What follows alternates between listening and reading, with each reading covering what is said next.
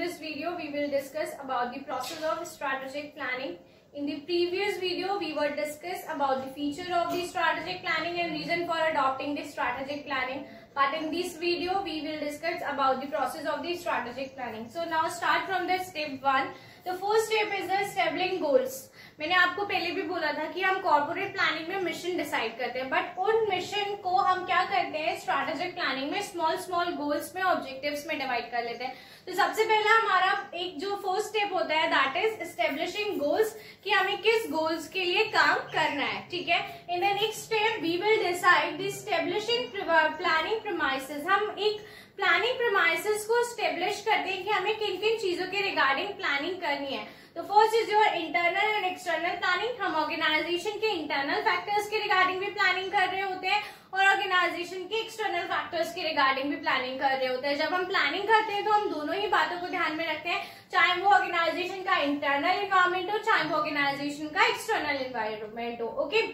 Next is tangible and intangible aspects. जब भी planning की जाती है आपकी तो दोनों ही एस्पेक्ट्स को ध्यान में रखी की जाती है, चाहे वो आपका टैंजिबल एस्पेक्ट्स हो या वो इंटेंजिबल एस्पेक्ट्स हो. तो इन दोनों ही एस्पेक्ट्स को ध्यान में रखे आपकी प्लानिंग प्रीमाइसेस को एस्टेब्लिश किया जाता है. The next step is deciding planning period. In this step we will decide the range of the plans. It means that कि हमें ये डिसाइड करना होता है कि हमारा जो प्लान है वो कितने ईयर्स के लिए है, 5 ईयर्स के लिए, 10 ईयर्स के लिए, 20 ईयर्स के लिए, how many years for which we are doing the planning. Okay, so in this step हम ये डिसाइड करते हैं कि हमें कितने ईयर्स के लिए प्लानिंग करनी है. In the next step finding alternative course of action. इस स्टेप में हम ये डिसाइड करने की कोशिश करते हैं कि हम जो भी प्लान कर रहे हैं या हमने जो भी प्लानिंग प्रीमाइसेस डेवलप किया है उसके रिगार्डिंग हमारे पास ऑल्टरनेटिव कोर्स ऑफ एक्शन क्या है. अगर उसकी वहां तक पहुंचने का कोई दूसरा रास्ता है तो यहाँ पे बेसिकली हम क्या करते हैं दूसरा रास्ता तलाश करने की कोशिश करते हैं. अगर हमें लगता है कि वहां अपने गोल से पहुंचने के हमारे पास कोई और भी रास्ते हैं तो हम उन सारे रास्तों को इवेलुएट करते हैं, उन सारे पाथ को इवेलुएट करते हैं और फिर उसके बाद जो हमें बेस्ट पाथ लगता है हम उसको सिलेक्ट कर लेते हैं. ओके.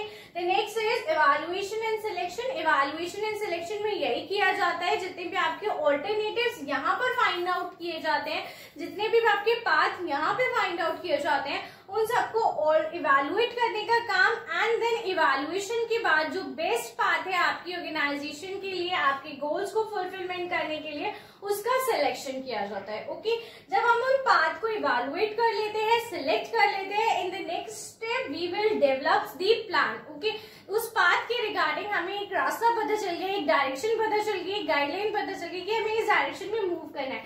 अब उस डायरेक्शन में मूव करने के लिए जो भी प्लान्स हमें बनाने होते हैं जिन्हें हम बेसिकली स्ट्रैटेजिक प्लान्स बोलते हैं वो सारे प्लान्स यहाँ पे डिजाइन किए जाते हैं. एक बार जब आपके सारे प्लान्स डिजाइन हो जाते हैं देन उन प्लान्स को इम्प्लीमेंट करा दिया जाता है इन दी ऑर्गेनाइजेशन एंड इम्प्लीमेंट के बाद उनको कंट्रोल एस्टेब्लिश कर लिया जाता है और यहाँ से आपके कंट्रोलिंग मेजर्स डिसाइड किए जाते हैं कि अगर इस पूरी प्लानिंग प्रोसेस में किसी भी तरीके का कोई भी डेविएशन आ रहा है तो उसको किस तरीके से कंट्रोल करना है. तो इस पूरी प्लानिंग प्रोसेस की कंट्रोलिंग भी इंपॉर्टेंट होती है, जस्ट बिकॉज अगर आपने प्लानिंग करके छोड़ दिया और उस पर कंट्रोलिंग एस्टेब्लिश नहीं करी तो आपकी प्लानिंग भी टोटली वेस्ट हो जाएगी. सो इसमें हम ये ध्यान रखते हैं कि हम जो भी प्लान कर रहे हैं उसको प्रॉपरली हम कंट्रोल भी कर सके. ओके. सो आई होप आपको यहाँ पे प्रोसेस ऑफ स्ट्रैटेजिक प्लानिंग समझ में आ गई होगी. Thank you.